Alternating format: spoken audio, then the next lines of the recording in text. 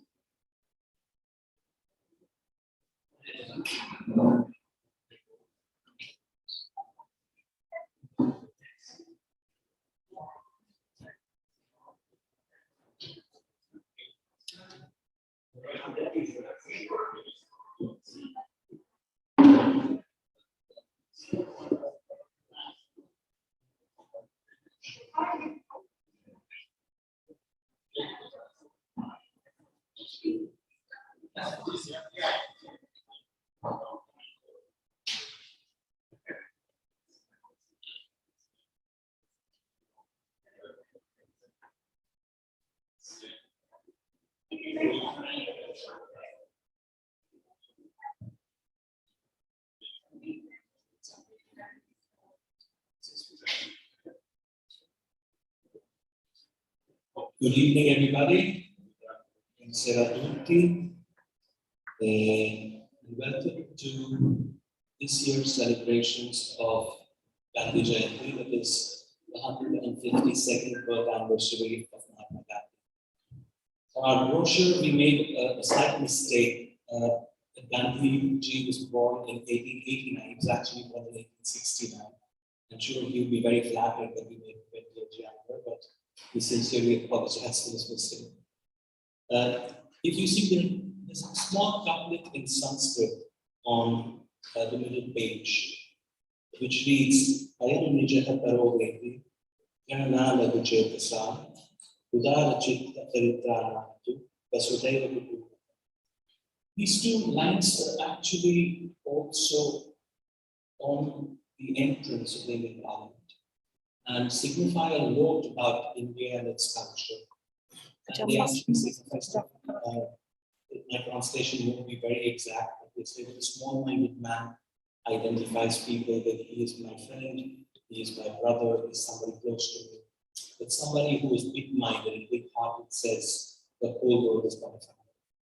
That said, I welcome the Deputy Chief Mission, Dr. Niharika Singh, Ambassador to Guterres, who is kind enough to join us today, Maria, and Professor Adriana Rossi, the President of ISMAIL, who are our key speakers today.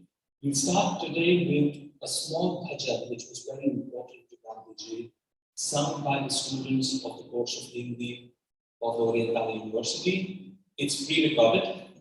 We would have loved for students to do it live, but we're all amateurs, so we prefer to do it pre-recorded. So, without much ado, thank you. There is an indefinable mysterious power that pervades everything. I feel, though I do not see. It is this unseen power which makes it take and yet decides all truth. Because it is so unlike all that I perceive.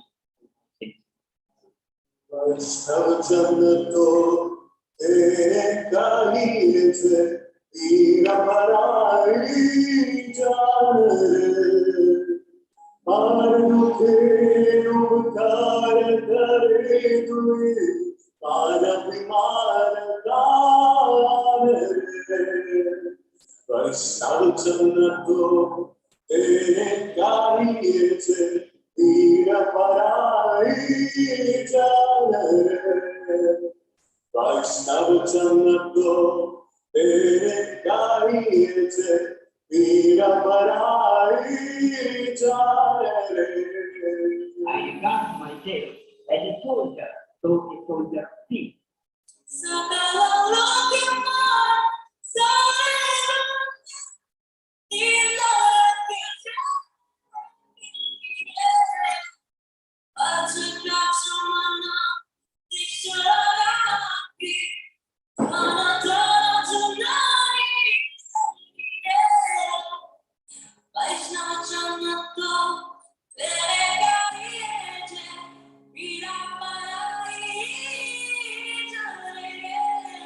It is complete independence that we want.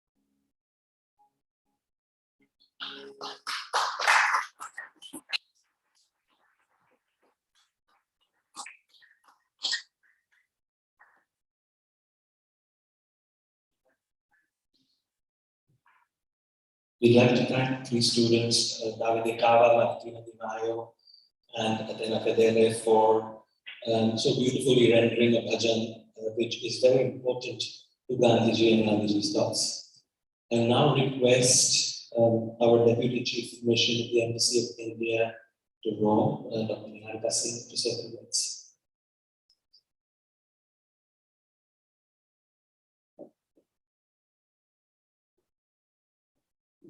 Honorable speakers, Ambassador Deji, former Minister of Foreign Affairs, Professor Adriano Rossi, President ISME, Mr. Franco Di Maria, President Italian University.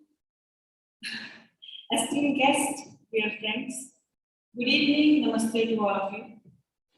It is a matter of great honor for me to be here today and to to be part of this symposium organized to celebrate the 152nd anniversary of the father of our nation, Mahatma Gandhi, who led India's freedom movement through non-violence struggle. The occasion is particularly important as this event is held as a part of the Azadi Ka Amrit Mahotsav, the commemoration of 75th year of India's independence, an initiative of the Government of India to celebrate and commemorate 75 years of progressive India and the glorious history of its people, culture, and achievements. Remembering today Mahatma Gandhi and his teaching is indeed an important part of the celebration of India's 75 years path of progress and development. Today's theme, Gandhi, a global philosophy, is particularly interesting as it will give us the chance to share ideas and views on the relevance of Gandhian values in our modern world and in this so-called post-pandemic era. Mahatma Gandhi is undoubtedly one of the most well-known Indians in the world, and his philosophy, his works, his vision are probably familiar to all of us. Nonetheless, it is important today more than ever to fill the gap between history and our ordinary life in order to recognize what actually Gandhi's vision of the world, of self, of relations could mean to us as individuals and how it could influence and better our existence. In a suddenly changing world, in which our perception of personal and family safety, self-relations, self-confidence are trembling, and in which fear, insecurity, sometimes hunger have been experienced by many, Gandhi's vision of life, harmony, wellness may become again an inspirational guidance for the world.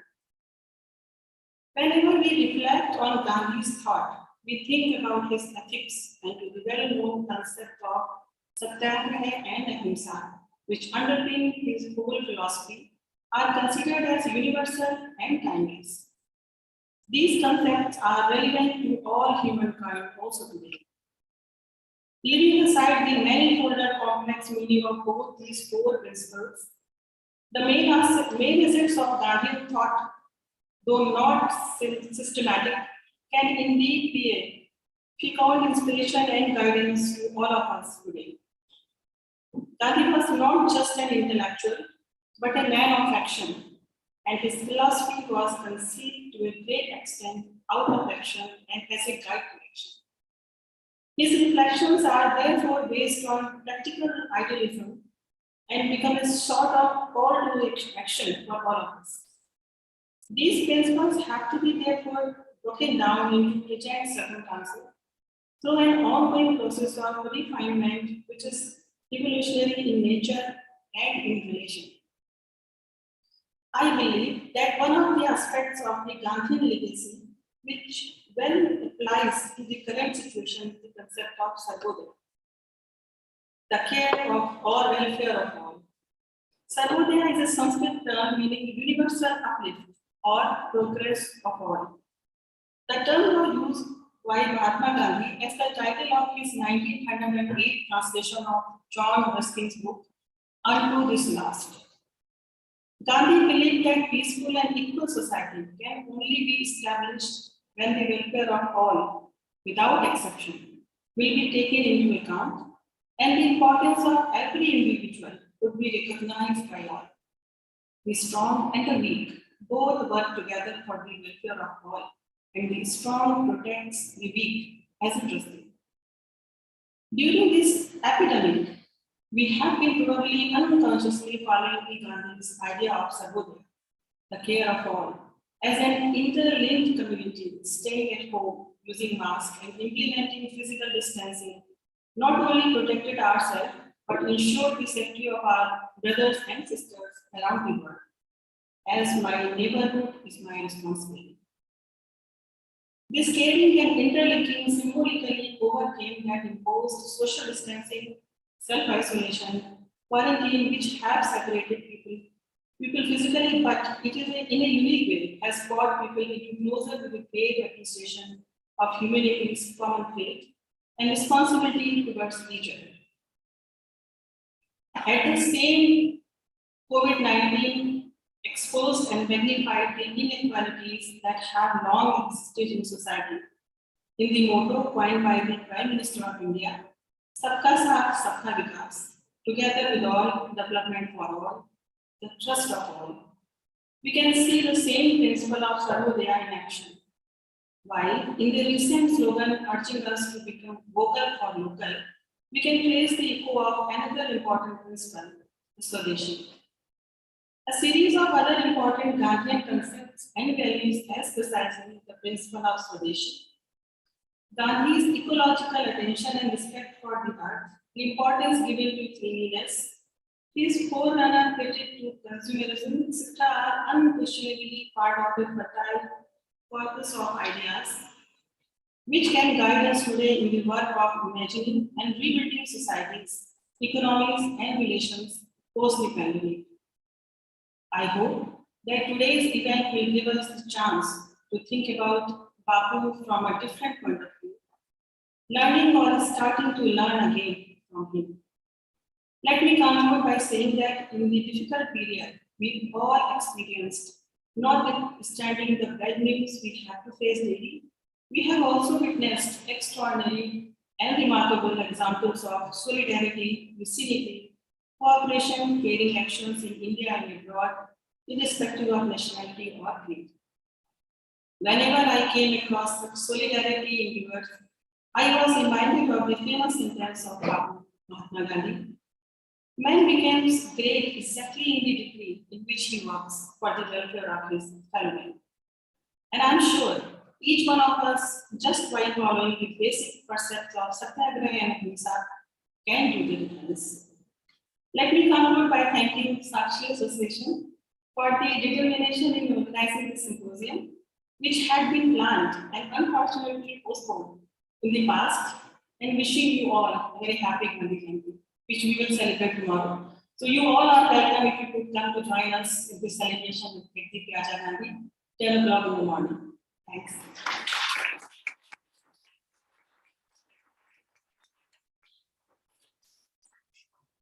Thank you so much. Thank you for coming and thank you for such kind words.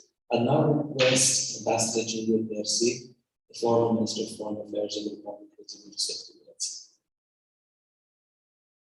Thank you very much. Thank you very much.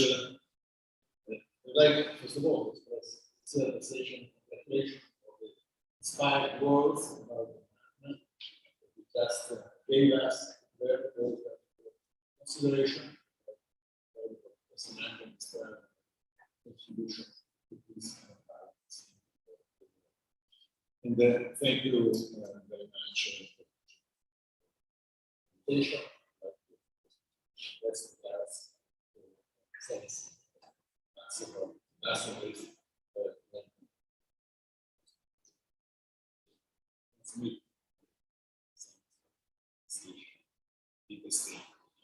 And if I could now, let me switch because of many things.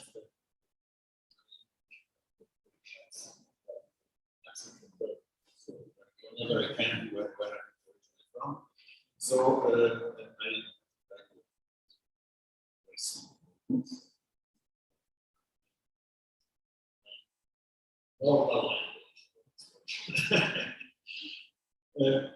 caro Presidente Sciasci,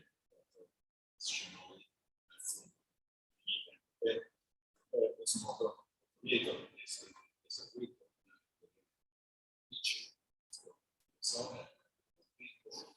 e poter commemorare un anniversario così importante, significativo per tutta la comunità del mondo, per il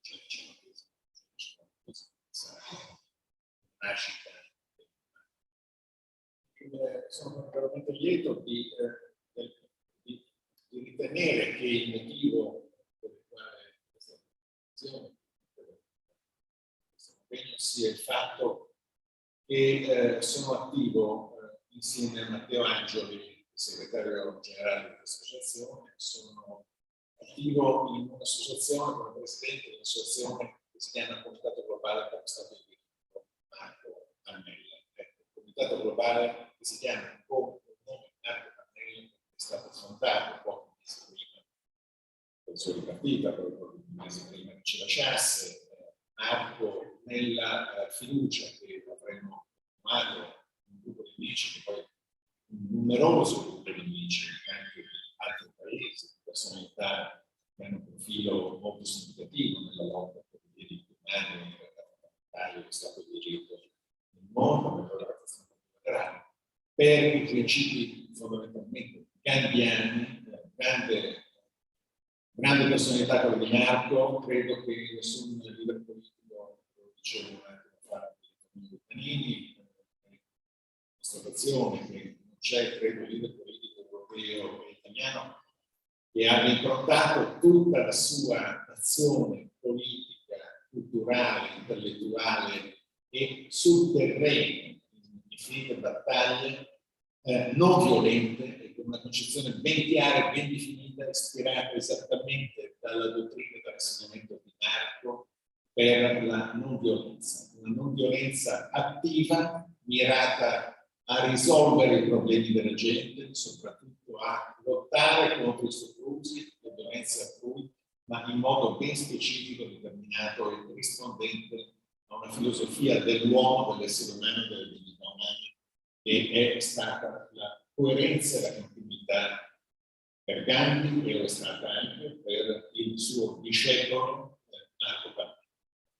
Ecco, potrei quindi fermarmi qui, ma sarebbe forse eccessivo, ma potrei fermarmi se dovessi dire, ecco, quanta emozione c'è nel porre in relazione l'anniversario della nascita di Gandhi con l'insegnamento dato a noi che abbiamo lavorato con lui, Marco Pannella.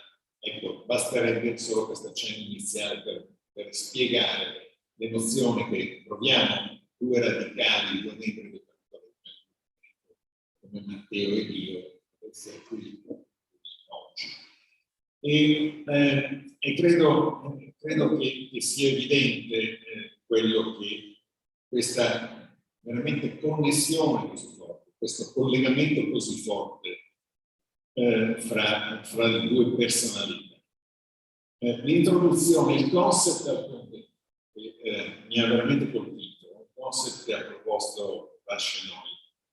È le tue esposizioni, ha fatto, fanno profondamente riflettere sull'attualità dell'insegnamento di Gandhi, o meglio, a mio avviso, fanno riflettere al bisogno estremo che tutta la comunità internazionale sta sempre più avvertendo in questi anni e mesi, e sta avvertendo in misura crescente, di ritrovare la strada che apparentemente si è smarrita, una strada che sembra persa, purtroppo. Una strada di un ordine internazionale basato sul diritto anziché sull'uso della forza, sull'affermazione dei diritti umani e delle libertà fondamentali e sulla realizzazione di uno Stato di diritto compiuto in tutte le nazioni, in tutte le società civili che della comunità globale fanno parte. L'amico Vascenoi pone gli incipit del convegno odierno sulla pandemia, sulle dinamiche geopolitiche che ne sono derivate, anche se in parte erano già in atto prima del dicembre del 2019, sulla radicalizzazione dei conflitti ideologici, politici e militari, che rappresentano un quadro nell'attualità internazionale di crescente contrasto con tutti i valori e tutti gli insegnamenti gandhiani.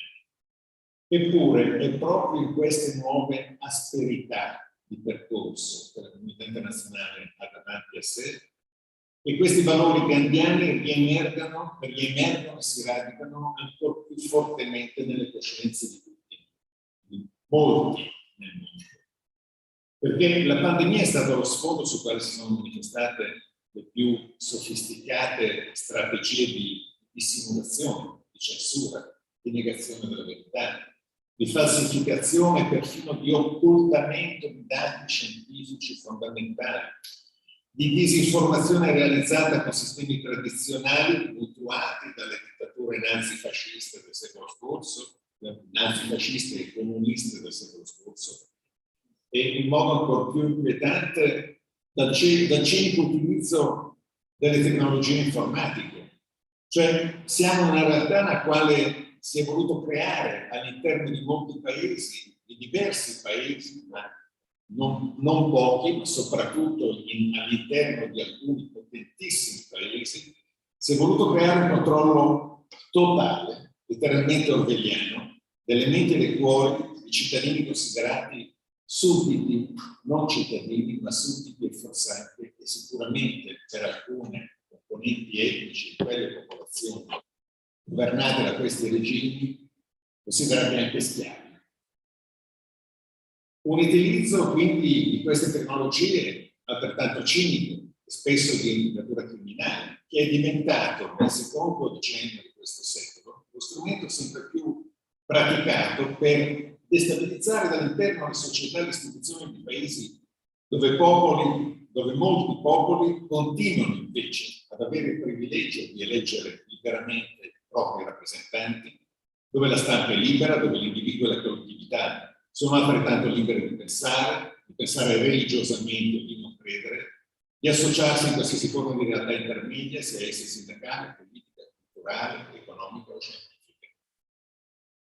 D'altra parte, la teorizzazione di una destabilizzazione dall'interno dei paesi considerati avversari, se non nemici, viene attribuita generalmente dalla dottrina delle relazioni internazionali, viene attribuita ad un celebre capo di Stato Maggiore, poi è assurdo da altri incarichi, un capo di Stato Maggiore della difesa della Federazione Russa, generale Gerasimov, e in un famoso articolo aveva sottolineato nel 2013, se non sbaglio, come non fosse oramai più necessario ricorrere a sanguinosi e devastanti confronti militari per neutralizzare o sottomettere stati avversari o ritenuti nemici. E quindi agire con queste tecnologie dall'interno produce gli stessi risultati per superare la capacità degli avversari di difendersi. Negli ultimi anni, per parlare con un po' più di chiarezza, negli ultimi anni questa impostazione di utilizzo dei mezzi informatici della cyber information warfare è stata utilizzata non soltanto all'interno per dominare sul proprio popolo da un paese come la Cina, ma è stata utilizzata anche nei confronti di governi europei e di organizzazioni dei governi europei e anche dei governi americani da parte di chi aveva il potere di utilizzare questa tecnologia anche all'estero. E qui dobbiamo constatare come ancora di più per questo, in un contesto tecnologicamente così dove l'individuo può trarre così grandi vantaggi dal progresso tecnologico, ma dove l'individuo può essere anche fortemente minacciato nella sua libertà dallo stesso progresso, dobbiamo constatare come l'attualità dell'insegnamento di Gandhi risieda proprio in questo, cioè risiede nel fatto che la ricerca della verità attraverso la conoscenza, l'imperativo della non violenza in tutta la sfera dell'azione politica, quindi anche per quanto riguarda le conflittualità volutamente alimentate e la radicalizzazione imperante su internet, come il valore dell'individualità spirituale generata da un'autocoscienza che ricorda la legge morale dentro di sé, tutto questo impone un netto cambio di paradigma. Perché, per tornare alla Cina, se l'accentramento dei poteri e questa sorta di autodivinizzazione del presidente Xi Jinping ha costruito alla base del suo potere, sta costruendo e rafforzando sempre di più. Se tutto questo ha registrato una marcata accelerazione negli ultimi 3 o 4 mesi, l'ha registrata con l'evidente intento di concentrare ancora più potere politico, potere personale che non ha precedenti in Cina dall'epoca di Mao. E ancor più appare inquietante l'utilizzo delle tecnologie che ho appena accennato per governare comportamenti, pensieri, emozioni, perfino per misurare il grado di amore. Avete letto in molti che una delle più precise del partito comunista cinese è quella di poter capire dall'individuo attraverso i sistemi di conoscenza sociale, il controllo dei comportamenti, il grado di amore che ogni cittadino del paese manifesta e riserva alla leadership del governo.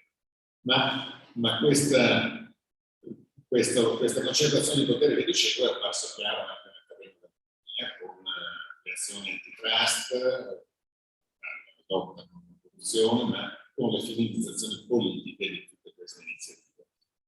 Ed è quindi in questo contesto che vi invito a riflettere oggi sulla sapienza.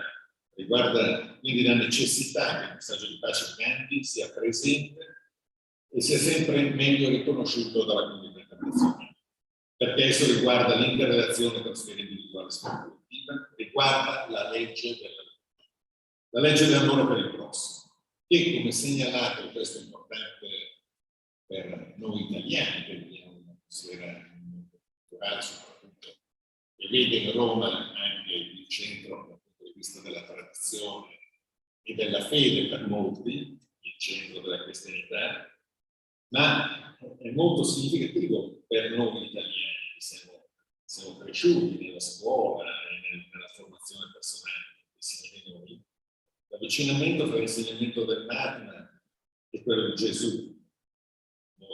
Ricordo del discorso della montagna, la vicinanza, la contiguità con i testi sacri dell'induismo, perché nell'insegnamento del Mahatma vi sono molti elementi sui valori della ricchezza interiore rispetto alle lusinghe del mondo. Certo, ci farà molto tempo affinché la legge dell'amore si radichi sulle relazioni tra Stati e nazioni, ma è nella testimonianza feconda della sofferenza individuale che vi è una coscienza diffusa nel mondo.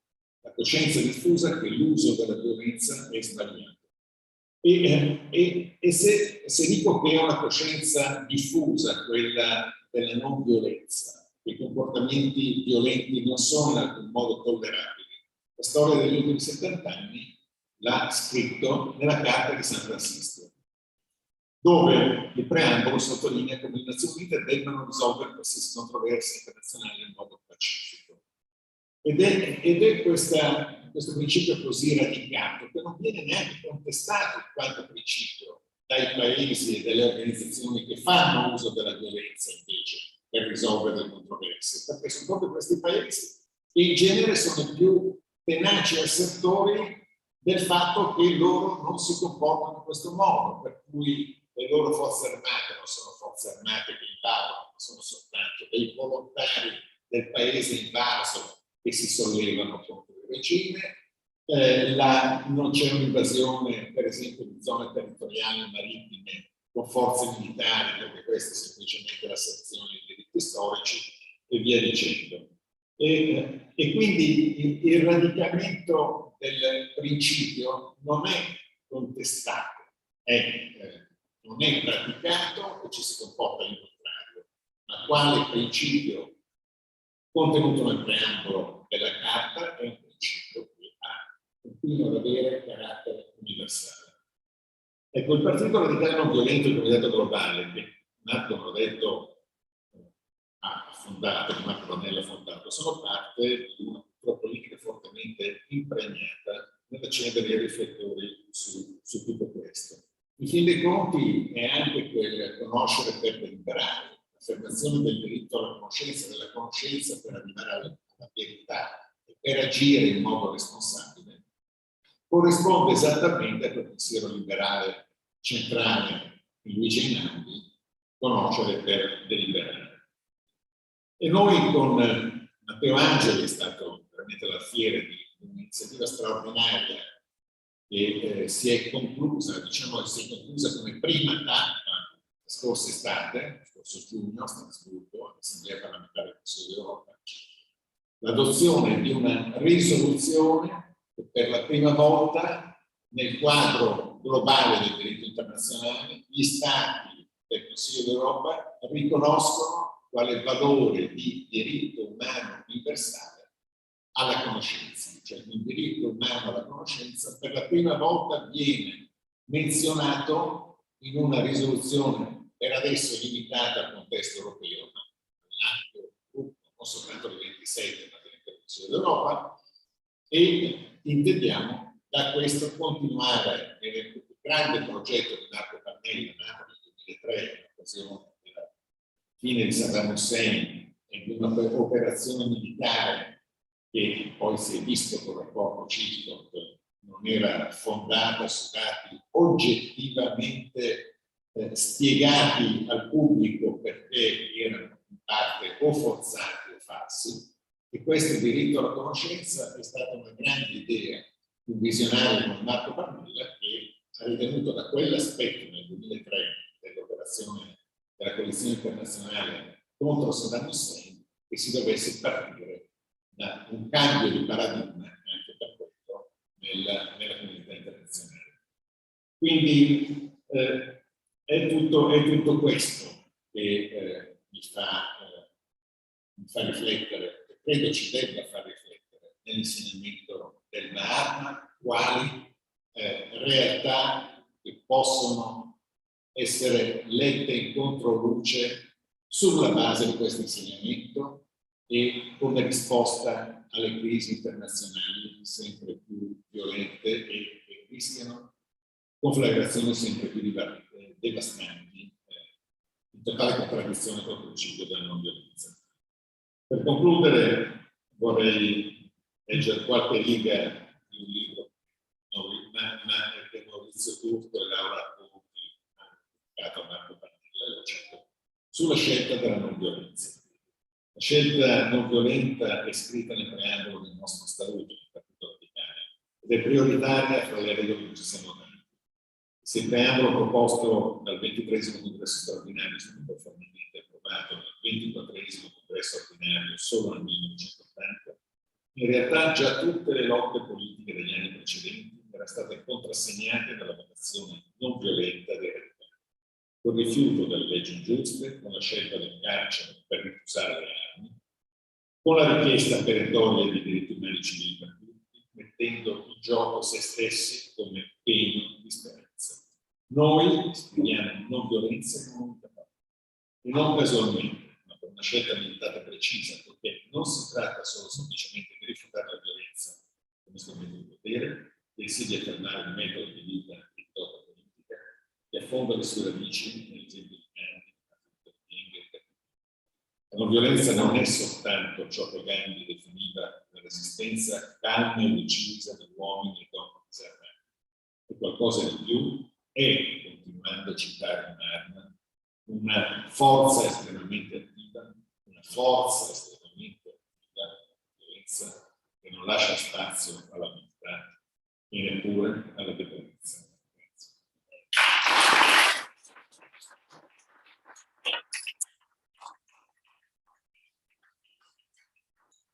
Thank you so much, Professor Percy, for bringing into context in today's political and geopolitical landscape, which is highly charged, as I like to say, the absolute relevance and the need for peace and for non-violence, specifically non-violence not just being an action, but being much more than an action, a very big force, as the Mahatma said. Thank you so much. I now request Professor Rossi, President of SMAIL, to say a few words. So,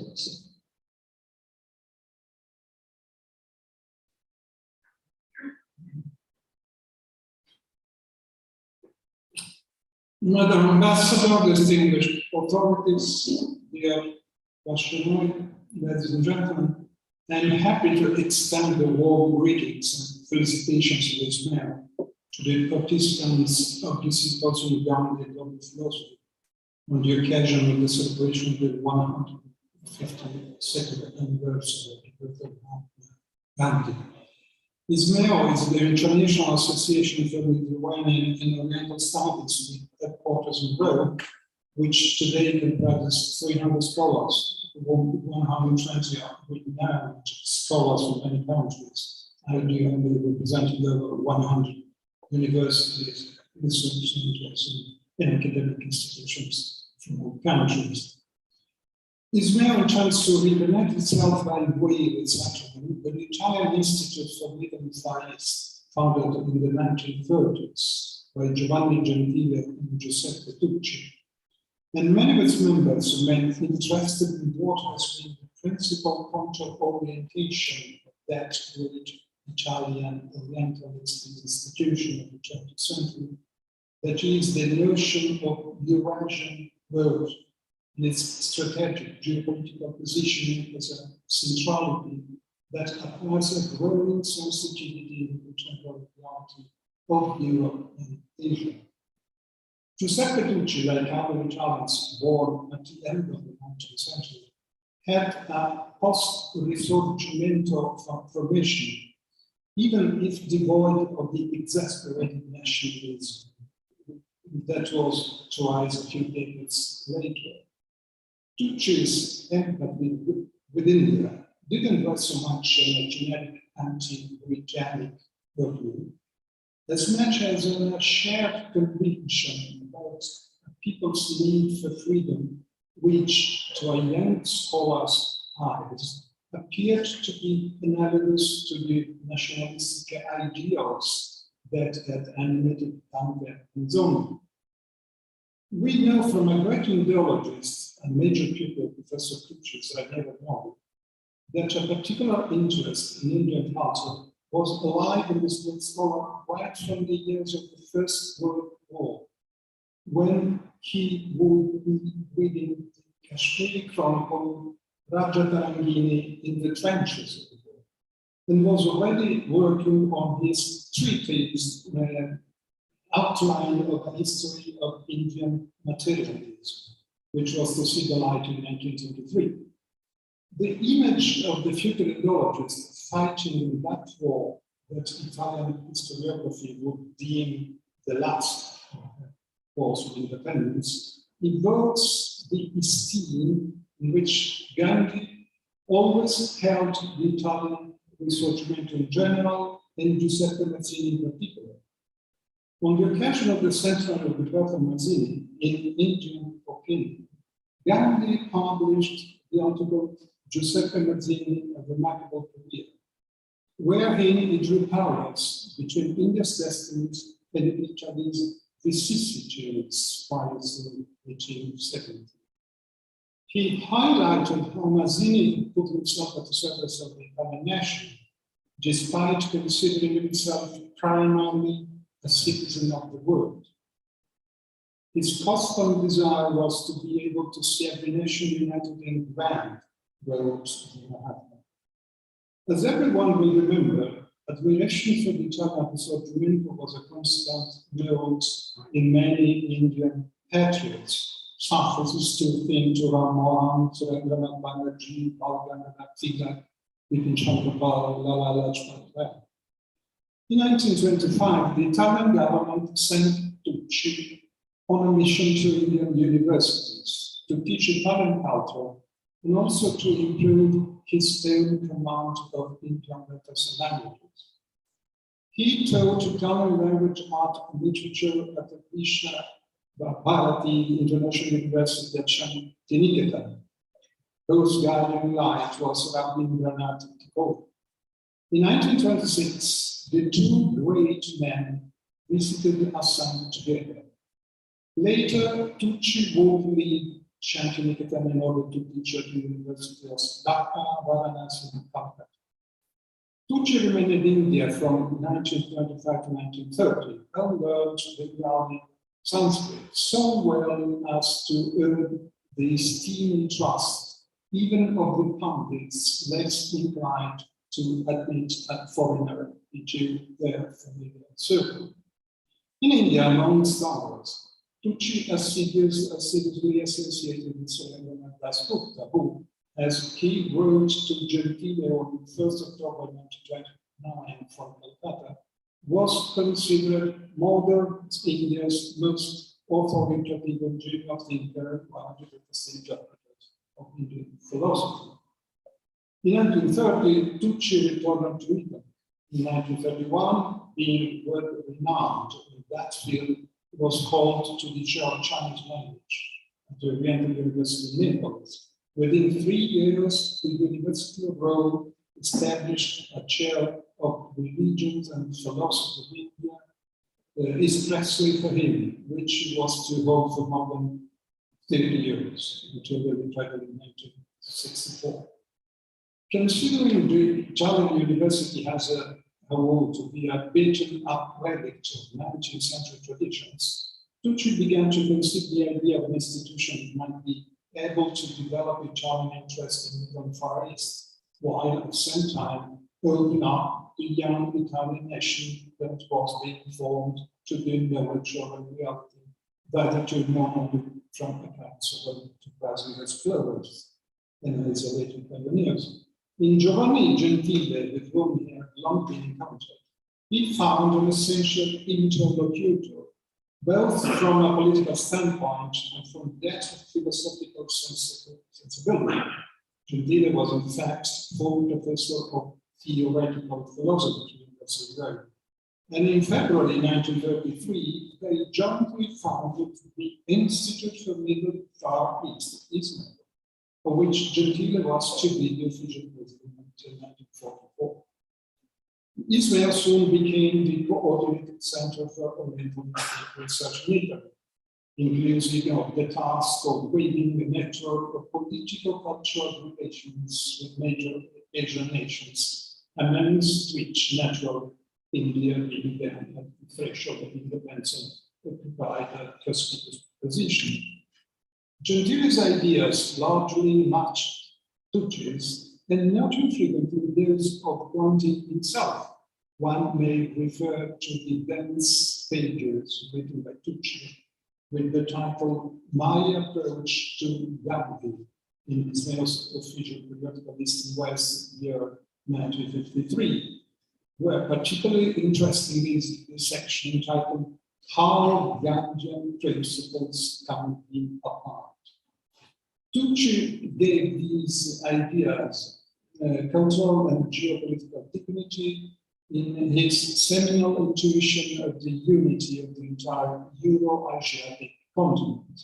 The ideal of reciprocal understanding and cultural unity amongst people was to be a constant in the life of his man, almost in tune with its intellectual independence, despite the vagaries of Italian and international politics. From 1947 onwards, under Tucci's guidance, Israel became deservedly renowned, both with the international scientific community and in the Asian countries where it had meanwhile opened archaeological sites and started the restoration of much deteriorating cultural heritage. These years were to give rise to the constant collaboration with young scholars formed in Asian research centers, above all Indians, who always looked up to the publications in East and West of scientific periodical as a true and proper cultural bridge between the two continents. During his 1952 expedition to Nepal, Tucci spent about a month and a half in India, both because he was invited by the government of New Delhi to participate in a seminary in Gandhi, and because many Indian universities had asked him to hold lectures in Calgary in various scientific and cultural achievements. In that period, he had the opportunity to meet and spend time with some of India's most eminent men, from Prime Minister Jawaharlal Nehru to the Minister of Education Maulana Kalamazad, the Minister of Information Broadcasting Kester, the Health Minister Amrit Kaur, and several other political personalities and state officials. The Gandhi seminar was organized by the Indian government with UNESCO and published in 1953 with the title Gandhian Outlook and Techniques. The seminar was a huge political move because it was in fact one of the major political initiatives which led to the April 1955 London Conference. In his presentation, Tucci argued that Gandhi's principles were above all ethical, a position that Tucci would have been holding throughout his life, and that they were fundamentally a necessary antidote against the moral decay in modern materialistic civilization. Tucci, anyhow, this was revealed in a research on Tucci's confidential correspondence with John Foreign Minister, recently published by the Italian historian Giuseppe Spagnuolo, had the perception that that event was mostly used by the Indian government at the time to attract sympathies from abroad, highlighting its role as a mediator for world peace, and criticized the overly politicized use of the Mahatma's ideals, tailoring them to match India's needs of the time. On the other hand, Tucci expressed sincere admiration for the way India had managed to establish itself as a leading power in all of Asia in such a short time, in spite of series of difficulties which were greater than those European countries had to face at that time. After the Bandung Conference, India achieved enormous international prestige, and Soviet leaders launched a propaganda campaign aimed at approaching New Delhi, one of the major non-aligned countries. Khrushchev and Bulgaria visited New Delhi in 1955, almost at the same time of the Italian foreign minister's journey to Asia, which opened a season of intense relations between Italy and Asian countries. Tucci was sent on a mission to Japan, China, India, Nepal, and Pakistan in that same period. And in a confidential report sent to the Italian Ministry of Foreign Affairs, he stated, I quote, "In my view, the international political arena is suffering from an optical illusion. The most important event in our times is not the atomic war, but the redemption of Asia, its entry into history as a deciding and free factor. These may displease, but it is a fact, and nothing in the world can change its course. Asia wants to rule itself now. It's no longer, as many unfortunately still believe, a barbaric land, but 1.5 billion people who know what they want, with an unlimited and only partial willingness to wealth and materials. First-class elites, their intellectual is at least equal to ours, if not superior. It would be ridiculous to think that in conditions of retreats may occur in Asia. The world never turns left. Here, to transportation. With every country that it came into contact with the scientific and cultural reasons, Tucci's Ismail those years was constantly Italy's ambassador. It was therefore time and time again favored by the visit of eminent political personages who looked upon the Institute as an elected body. Such was the case of the visit of November 22, 1954, of Salvatore Radhakrishnan, Vice President of India, or that of Pandit Jawaharlal Nehru, Prime Minister of India, on 7 July of 1955. Thanks to the prestige of Tucci, already before the war, Italy had been able to welcome Gandhi himself and to set up a series of meetings between the Indian nationalist leader Subhash Chandra Bose and Italian statesmen and cultural figures.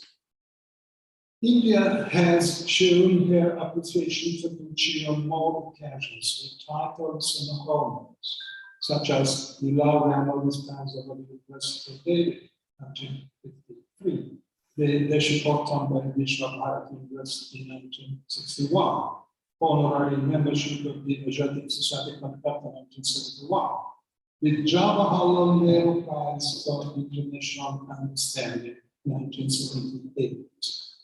The decoration in the document, the original document thereof, containing the requisitions of the prize, are now displayed in the show in the small mental institute in Tucci's native city, Macerata, to which his family has left many specimens and pieces of their body. Shortly before his death, Tucci made it known that out of the numerous academic titles and authors of which he was awarded, only one wanted to be remembered, precisely the Jawaharlal Nehru Prize for International Understanding. for love, the love that always brought to India its culture, and also perhaps for the personal bonds of friendship that tightened him to who was, together with Gandhi, the greatest architect of the Renaissance, that is Gandhi Jawaharlal Nehru. Let me conclude by saying that international understanding was never an empty and abstract idea of philosophy, but a matter of daily practice, almost like characterizing discipline, which united and unites into this new Ismail, which I have the honor to present over, being the ideal continuation of Gandhi's Ismail, keeping together collaborators and scholars of every origin and tradition from all nations.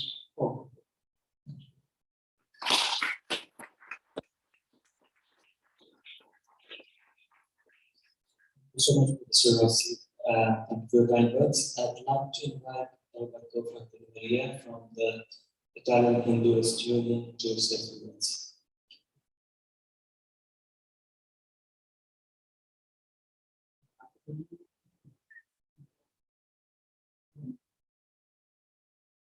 Can you hear me? Yeah. Good afternoon and warm welcome to all of you. Thank you to Mr. Chanel for inviting me and Indian Embassy. As Ambassador Terzi said a few minutes ago, his English has, if I remember well, the accent, mine has a Trieste accent. And so I will prefer to speak in. Io intanto ricordo il saluto dell'Unione Buddista Italiana, che assieme all'Unione Buddista è stata la prima confessione religiosa orientale a stipulare l'intesa con lo Stato ai sensi dell'articolo 8 della Costituzione. Non era affatto scontato e quindi questo è stato un importante accadimento che è venuto nel 2012, dicembre 2012. Ma io penso che potremmo stare qui giorni a parlare della filosofia, ma non è tanto una filosofia, è un modo di essere, è un modo di vivere del Mahatma Gandhi. Io voglio trasferire alcune mie modestissime riflessioni. La prima, la non violenza, la pace, sì, certo possiamo, come posso dire, manifestarlo a livello sì, astratto, teorico, ma io penso che il principale degli insegnamenti di Mahatma Gandhi sia stato quello che la pace, la non violenza, inizia all'interno di noi. Possiamo anche partecipare a 3.000 manifestazioni per la pace, se però abbiamo litigato con la nostra moglie, con il nostro marito o con i nostri familiari, io temo che non serviranno molto. Io sono convinto che se ci fossero veramente 100 persone, 100, a marciare per la pace e fossero in pace, questa marcia per la pace avrebbe un effetto trascinante inarrestabile. E allora ecco la prima modestissima considerazione che io vorrei fare è la non violenza, la pace iniziano da noi stessi, iniziano da chi noi abbiamo più vicini, iniziano dal nostro prossimo, iniziano dalla nostra famiglia, iniziano, guardate, da quanto di più prossimo ciascuno di noi ha il corpo. Il corpo è quanto di di più vicino non le abbiamo, ma prossimità non è sinonimo di conoscenza. Io pratico e insegno yoga da molti anni e quando vedo dei miei allievi praticare, rimango, come posso dire, perplesso, amareggiato, vedendo quanto sono in lite con il loro corpo, quanto non lo conoscono, quanto sono due entità diverse. Allora, ecco, esiste una pedagogia della pace? Esiste una pedagogia della non violenza? Secondo me esiste. E quello che Mahatma Gandhi ci ha voluto insegnare è che la pace e la non violenza iniziano dall'interno di noi. Lasciamo perdere enunciazioni solenni di principio che vanno sempre bene. Però iniziamo questa marcia interiore della pace e della non violenza, realizzando la non violenza e la pace all'interno di noi. E questo è secondo me il principale degli insegnamenti di Gandhi. Ma vedete, Gandhi, per Gandhi la verità e la non violenza erano tutt'uno, no? Come giusto che sia. Però la nozione di non violenza spesso è, diciamo, fraintesa. Certo, la non violenza è ovviamente consiste nel non praticare la violenza nei confronti degli altri esseri umani, ma non solo degli altri esseri umani, di tutti gli esseri. Anche un filo d'erba vuole vivere.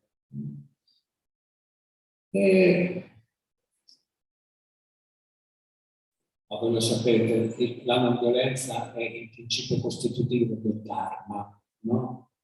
E il Dharma però non è soltanto la legge che governa tutto il mondo, tutto l'universo, noi stessi. Il Dharma è anche e forse soprattutto armonia. Quindi se è armonia significa che noi non possiamo essere in guerra né con noi stessi né con gli altri. Ma poi per Gandhi la non violenza ha delle sfaccettature che spesso ci sfuggono. La non violenza per Gandhi è anche non mentire, è anche non avere cattivi pensieri, è anche, e con questo concludo, è anche, ed è una cosa che a me la prima volta ha lasciato veramente stupefatto, è anche la troppa fretta. La troppa fretta è violenza. Dovremmo concludere che siamo tutti violenti, no? E per questo io penso che l'insegnamento del Mahatma Gandhi sia più importante forse oggi che era 150 anni fa. Quindi la troppa fretta è violenza, come è violenza avere più del necessario. Se noi pensiamo alle nostre vite, no? Io faccio l'avvocato, sono, diciamo così, pressato dalla fretta. Ho cercato, proprio per quel discorso che facevo prima, cioè cerchiamo di realizzare la pace iniziando da noi, staccando, no, non utilizzando il cellulare, ma staccando le notifiche, un minimo di pace, il suggerimento che vi invito a seguire. Però guardate, c'è un gioco di parole che adesso vi riferisco, che in qualche maniera è significativa. Tutti noi sappiamo cos'è il nostro cellulare, no? È il nostro telefonino.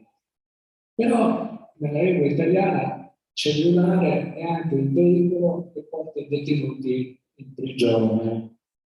E allora questo ci dovrebbe far riflettere, no? Ci dovrebbe far riflettere sulla nostra situazione. Ti ringrazio.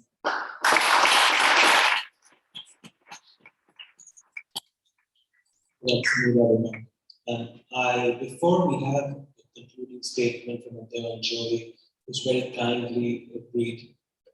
He said when I asked him if he'd like to make some concluding remarks, he said, I'm not going to conclude anything, I'm just going to say a few words. I'd also like to request all of you to stay back for some refreshments after this. And Matteo from the Global Committee for the Floor. Thank you very much. First of all, I would like to thank very much Madam Deputy Ambassador Singh for your kind invitation, and of course you, Bas. If you may allow me to just temporarily break into Italian, sei quasi come l'Ovas d'elezione dantesco, che altro non è che San Paolo, il quale invitava a incoraggiare la fede cristiana. Oggi tu ci incoraggi a riflettere, ci dà l'opportunità di riflettere su Gandhi, su questa importante ricorrenza, e lo fai essendo un VAS d'azione, quindi. E l'azione appunto è quella non violenta. L'azione non violenta che questo signore, this gentleman, who was a lawyer, we don't have to forget about it, try to instill in a population, and probably I would say to everybody who came across with. And I would like to say just a few words about three people that he has definitely inspired, aside from Marco Pannella, who did the event has so kindly recalled. Of course, Marco Pannella, who reformed his way to go on hunger strike by saying Gandhi used to lay on his bed, and drink water. We had to do stuff, we had to do action. That was the moment we had to keep the action going and accelerating it. So we had to compensate this effort by drinking 3 cappuccini per day. And that was calculated on the number of calories that the body, which has a very important role, as you said, Professor. No, you're not a professor, you're a lawyer, sorry. Right? Lawyer, yeah. So that was his underlying action, not just an exercise running from home, just run from home, but very active action, because you have to talk to journalists, go to the assemblies, to conferences. So we had to keep up the action with this reform way. Another man who was definitely inspired by Gandhi was Martin Luther King, has been also said. And interestingly, he took the nonviolent fight to another level.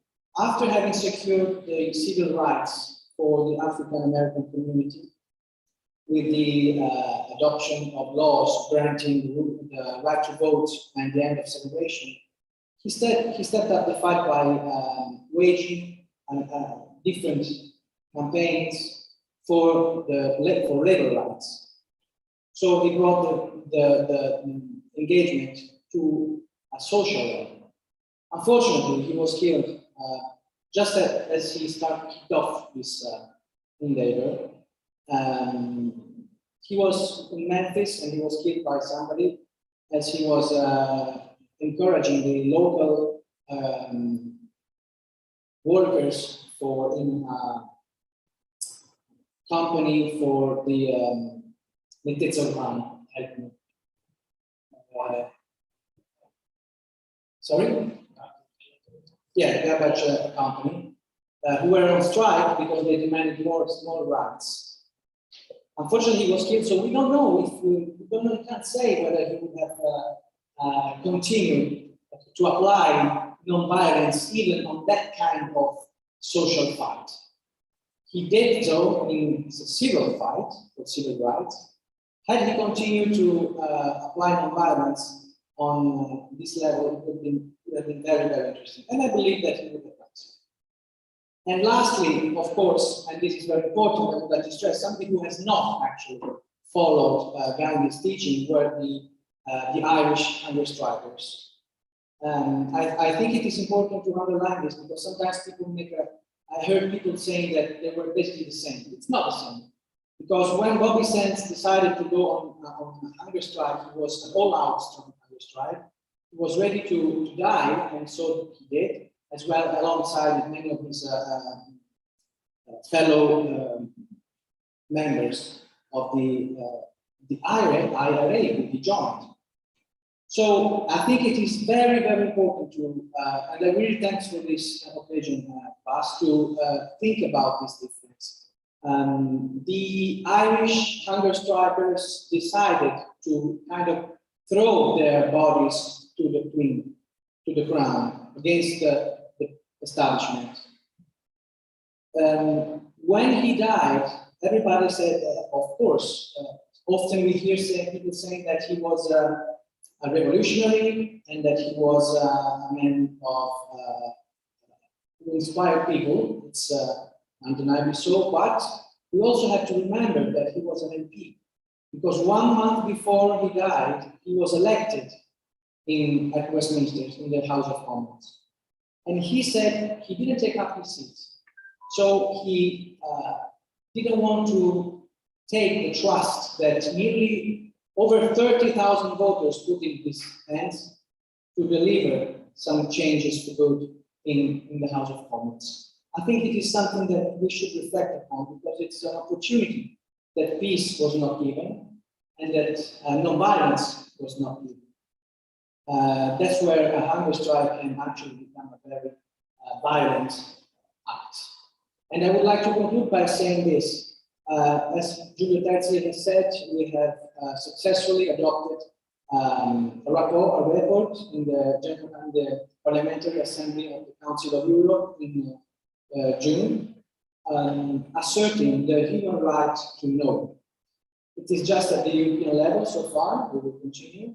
But what I would like to stress is that this is something grounded, built upon the necessity, the belief of the necessity of dialogic confrontation, dialogue.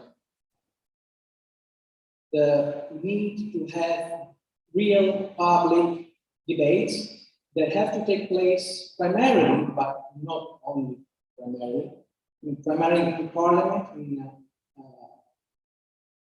in parliaments, in legitimate assemblies, legitimate bodies, where people gather and talk and take the lead and decide where a country should go. We hear so many times that Parliament has been voided of all its powers today. I think it is important that we keep on believing in democracy and in the representative democracy. That's what it is all about. The insistence on the truth, the search of truth at the parliamentary level and then at the societal level. Satyagraha. Thank you.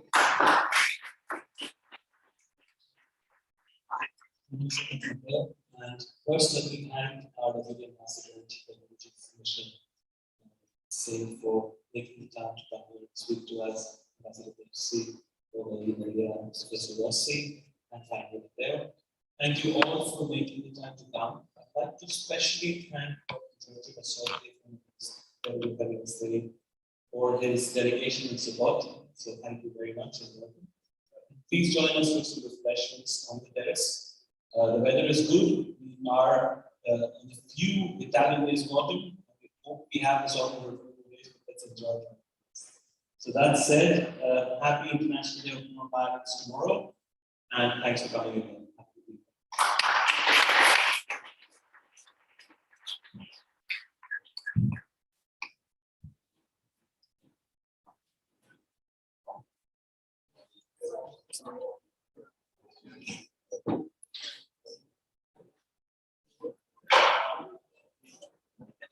sul testo. Sì.